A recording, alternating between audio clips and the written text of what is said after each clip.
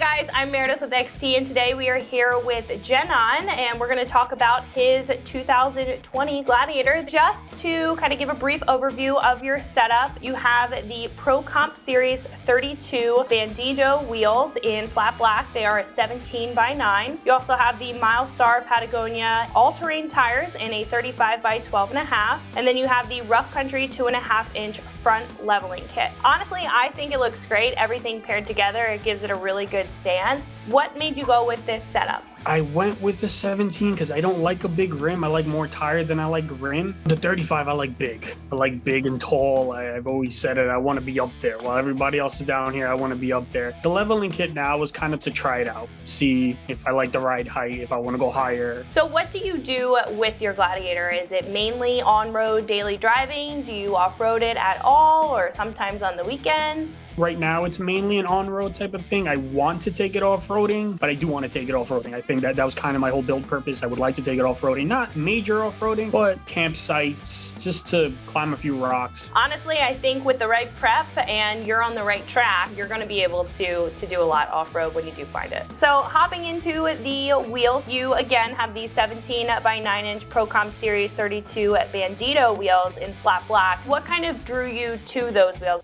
The wheels, when I was going through the wheels, the depth of the wheels kind of took me in. I've always liked the deep dish style of a wheel. I've always seen it on other cars. So everything about that wheel kind of took me in. I feel like it would fit the Gladiator perfectly. Like I said, it's deep. It looks like a dish. So it's not just like a 5-spoke. It has multiple spokes, Pro Comp right in the middle. It's just like one of those things that caught my eye as soon as I saw it. I like the black. It's a white car. I feel like the black kind of draws it in. I like the stealth look. That was kind of my goal for the stealth. You don't see me coming. That's what I wanted. Just everything about them spoke to me. You know, I knew it was the wheel that I should go for. So you chose a 17-inch wheel because you liked a little bit more meat on the tire. Is there a reason why you didn't go with a smaller wheel, like a 16-inch wheel in comparison to the 17? I think the 16 is too small. I was going between 17 and 18. 18 would have been a little bit big, so I think the 17 fit that wheel perfectly.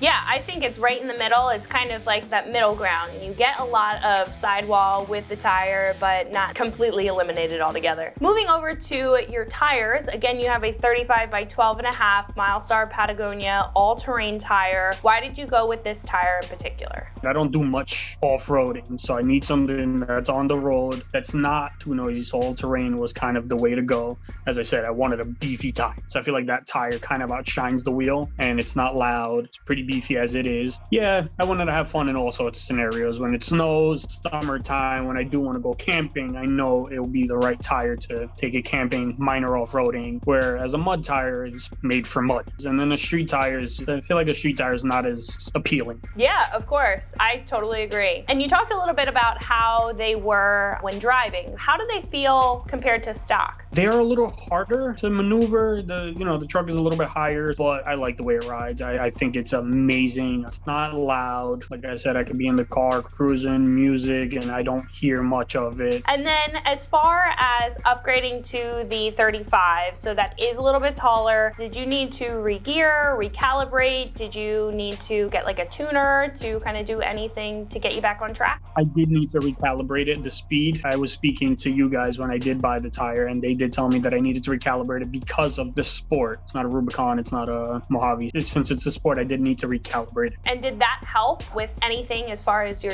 drivability? It did. When I first did it, I didn't calibrate it, and you can see the slug in it. When I recalibrated, you can see it's picking up normally and it's driving like a normal car. You know, like I said, between that and stock, you didn't really feel a difference as in rougher. You know what I mean? It's not harder to drive. It's a little bit slower, but at the end of the day, it's a 35. It's heavier. It feels stock, and that's what I love about it. It doesn't feel tough. It feels stock to me. Yeah, that's kind of the goal, right? Is to keep that comfortability, but also get the aggressive look in the meantime and all of that capability. So moving into the lift kit, again, you have the 2.5-inch Rough Country front leveling kit. Can you tell me more about that? I know I needed the front clearance for the 35s, and there was no other chance of me getting anything else, so I know I needed the front clearance. I didn't want to automatically go to a 3.5, which is my goal. I wanted to see 2.5, how will it feel? Do I need to go higher? Do I need to go, do I need to stick to that? I mean, hey, building a Jeep or a Gladiator, it's a process, right? What came first? Did you get the lift kit first to fit the wheels and tires, or did you put the wheels on and they weren't able to fit very well? I kind of did my research before I bought it. I didn't want to just buy something and not having it work because I'm impatient. I like to have it work. With your help, with your company's help, I was kind of like, okay, let's try the 2.5. Let's see how that goes. Yeah, it sounds like it's working out well for you. Now, did you have any fitment issues with that? Like on the splash guards, especially because you do have a sport and that kind of extra trim at the front. Did you have any issues with that? I did, which is why I changed the bumper on it. It was every time I would turn, specifically when I would turn left is when it would hit. It wasn't major rubbing. Only if you would make a U-turn or really take a sharp turn is where you would hear it, but it didn't bother me. The bumper was just a bumper. I just upgraded to a bumper because I think it looked better. So it's not like you have to get a new bumper when you get the wheel. You definitely don't. It's definitely workable. Now, I know you said you don't do really any off-roading at all, but inclement weather and any kind of off-road situation, how did the lift kit handle with that? It did great. My sister has a house out in Connecticut and she has a lot of land. I took it up there and I had to climb over a few rocks, which were maybe a foot off the ground. And it took it like nothing. My last kind of